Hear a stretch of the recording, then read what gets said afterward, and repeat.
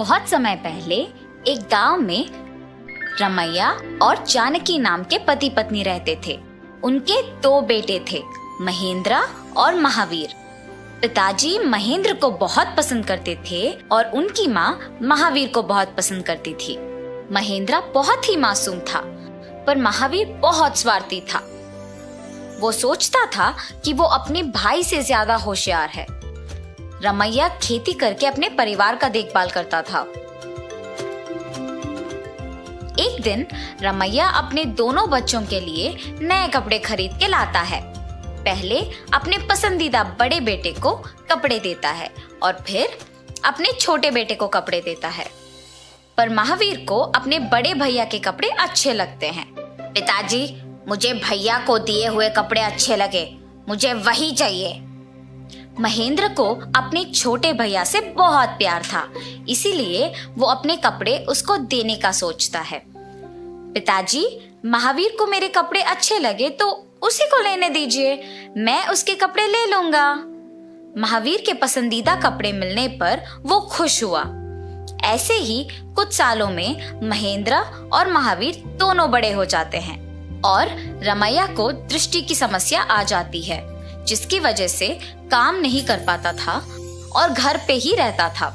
मेरी पत्नी को हमारा छोटा बेटा बहुत पसंद है, तो मेरे जाने के बाद वो मेरे नाम की सारी संपत्ति उसके नाम कर देगी। इससे पहले मुझे ही संपत्ति सारा उन दोनों के बीच में बंटवारा करना होगा। महेंद्र, महावीर, जी पिताजी, मैं आज मेरे संपत्ति को तुम दोनों के नाम करना चाहता हूँ। जाओ, जाके संपत्ति के कागज लेके आओ। मेरे बड़े भैया को मुझ पे पूरा भरोसा है, कुछ भी करके सारा संपत्ति मुझे अपने नाम करवाना होगा। भैया, आपको कैसी है क्षमा? आप वही पिताजी के पास रहिए, मैं लेके आता हूँ कागज। ठीक है, जो तेरी मर्जी। महावीर अपनी स्वार्थी बुद्धि से अपने भैया के साथ प्यार भरी बातें करके चालाकी से सारी संपत्ति अपने नाम करवा के लेके जाता है। पिताजी, आपकी इच्छा के अनुसार मैंने आपके संपत्ति को बराबरी से हम दोनों में बंटवाया है। ये महावीर तो मतलबी इंसान है, प्यार का नाटक करके सारी संपत्ति उसके नाम करवा लिया होगा। पर ये महेंद्र को अपने भाई पे पूरा भरोसा है। महेंद्र, जरा अपने भाई के लाए हुए कागजों पे जो लिखा है वो पढ़ के सुनाना बेटा। पिताजी, जैसे आपने चाहा महावीर ने वैसे ही किया। अब वापस पढ़ के सुनाने की क्या जरूरत है? मुझे अपने भाई पे पूरा भरोसा है। ठीक है बेटा, तुम्हारी मर्जी।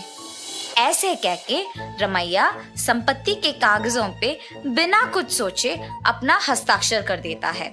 महावीर बड़े खुशी से कागजों को ले लेता है। हा हा हा, अब इस पूरी संपत्ति का मालिक मैं हूँ। क्या कह रहे हो तुम महावीर? भैया, मुझ पे पूरा विश्वास करके सारी संपत्ति के कागजों पे पिताजी के कहने पर भी बिना पढ़े उनके हस्ताक्षर करवा के सारी संपत्ति मेरे नाम करवा दिया आपने। मुझे यकीन नहीं हो रहा है कि संपत्ति के लिए तुम ऐसे धोखा दोगे। रमैया को अपने दोनों बेटों की बातें सुनकर बहुत बुरा लगता है। बुरा मत मानिए पिताजी, मुझे तुम दोनों संपत्ति से बहुत बढ़कर हो। महावीर संपत्ति के कागज लेके अपने माँ को बिन बताए वहां से चला जाता है। बड़े प्यार और लाड़ से बड़ा किया था उसको मैंने, और मुझे एक भी बात ना बता के वो संपत्ति लेके चला गया यहाँ से। ऐसे सोचकर जानकी अपने आप में बहुत दुखी थी। संपत्ति के ना होने पे महेंद्र अकेले मेहनत करके पैसे कमा के अपने माता पिता की देखभाल करते खुश रहता था।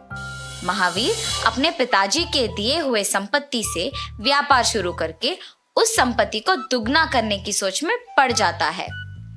ज्यादा पैसे कमाने के लिए कौन सा व्यापार शुरू करना चाहिए? इस सोच में पड़ जाता है।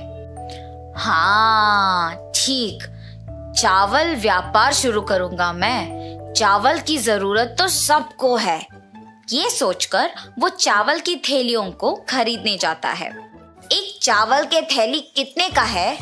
इस चावल का थैली का दाम आने वाले साल में 2 गुना बढ़ जाएगा, लेकिन कम तो नहीं होगा।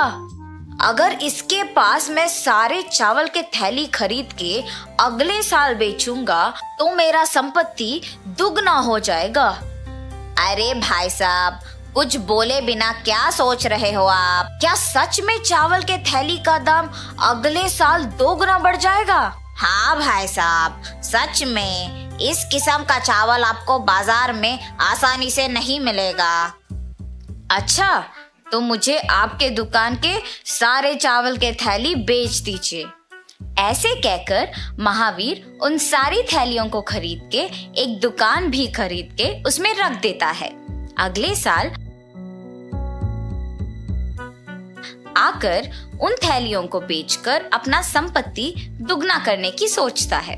जैसे उस दुकानदार ने कहा था, वैसे ही थैलियों का दाम 2 गुना बढ़ जाता है और उस दुकान में सहायकों को भी काम पे लगा देता है महावीर। महावीर के दुकान के अलावा कहीं और उस तरह का चावल आसानी से ना मिल पाने के वजह से बहुत लोग वहां से खरीदते थे।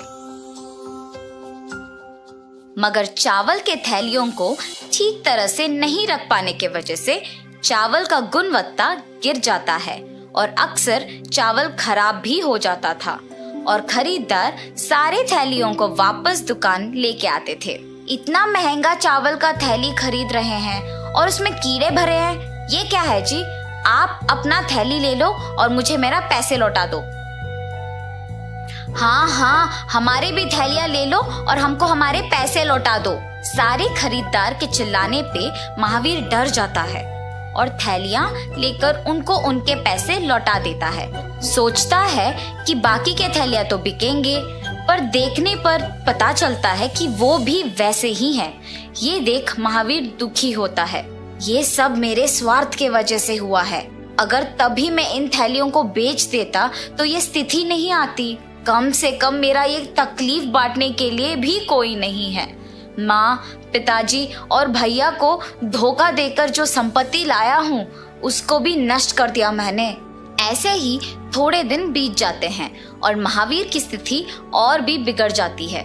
उसके पास खाने के लिए भी पैसे नहीं होते हैं और वो अकेला पड़ जाता है।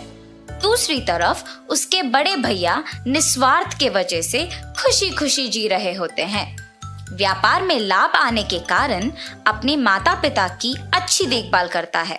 महावीर को अपने गलती के एहसास होता है। अकेलेपन से थक के अपने परिवार वालों से माफी मांग के अपने घर वापस जाने की सोचकर घर चला जाता है। अपने छोटे बेटे के घर आते देख जानकी बहुत खुश होती है।